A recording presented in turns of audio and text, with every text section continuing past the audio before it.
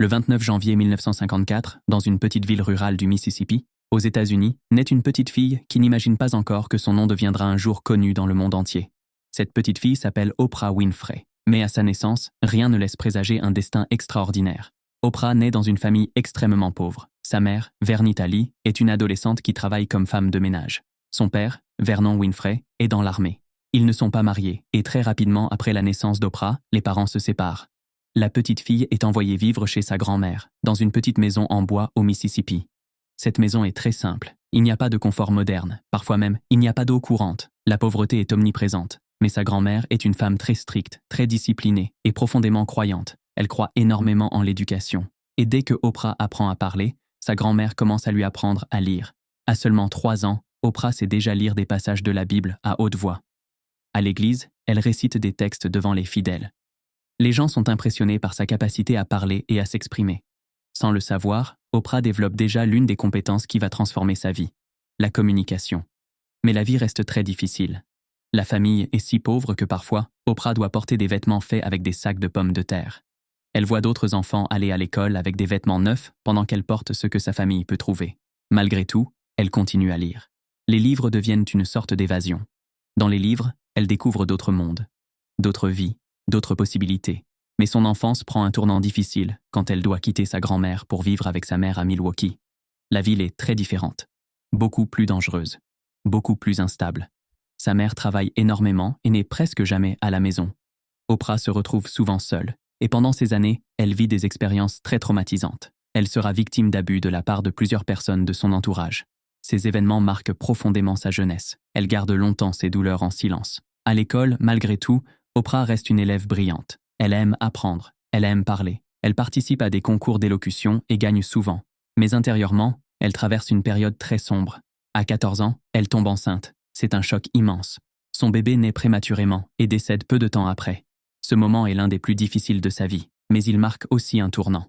Sa famille décide qu'elle doit changer d'environnement. Elle est envoyée vivre avec son père, Vernon Winfrey, à Nashville. Et ce changement va transformer sa vie. Son père est un homme extrêmement discipliné. Il croit profondément à l'éducation.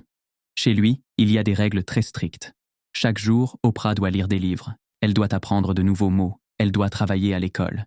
Mais pour la première fois de sa vie, elle vit dans un environnement stable. Petit à petit, Oprah retrouve confiance. Elle excelle à l'école. Elle participe à des concours de débat et de discours. Et très vite, les gens remarquent son talent naturel pour parler en public. Sa voix est forte. Son style est naturel. Elle sait captiver une audience. À 17 ans, elle gagne un concours de beauté locale qui va changer sa vie. Ce concours lui donne l'opportunité de travailler dans une station de radio. Elle devient la plus jeune présentatrice radio de la station. C'est la première fois qu'elle découvre le monde des médias.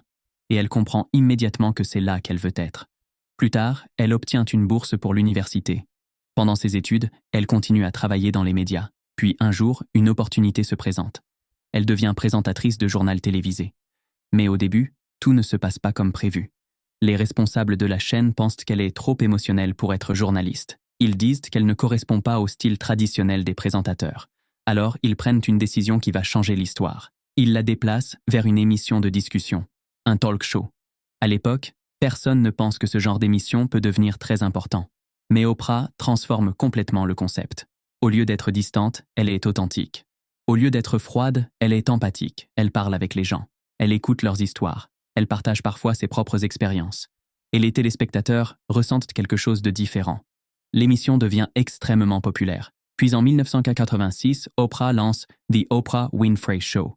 Personne n'imagine encore ce qui va suivre. Mais au fil des années, l'émission devient le talk show le plus regardé de l'histoire de la télévision américaine. Des millions de personnes regardent chaque épisode. Mais Oprah fait quelque chose de très intelligent. Elle ne veut pas simplement être présentatrice. Elle veut posséder son contenu. Elle crée donc sa propre société de production.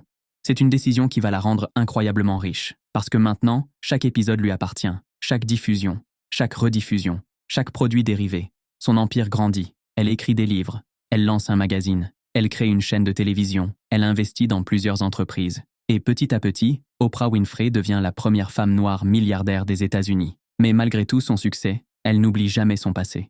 Elle parle souvent de son enfance, de la pauvreté, des difficultés. Et elle utilise sa plateforme pour aider les autres. Elle crée des écoles, elle finance des projets éducatifs, elle soutient des causes sociales. Aujourd'hui, Oprah Winfrey est considérée comme l'une des femmes les plus influentes du monde. Mais quand on regarde son histoire, on comprend quelque chose d'important. Le succès ne vient pas toujours d'un départ privilégié. Parfois, les personnes qui ont traversé les moments les plus difficiles développent une force intérieure incroyable, une détermination, une capacité à comprendre les autres.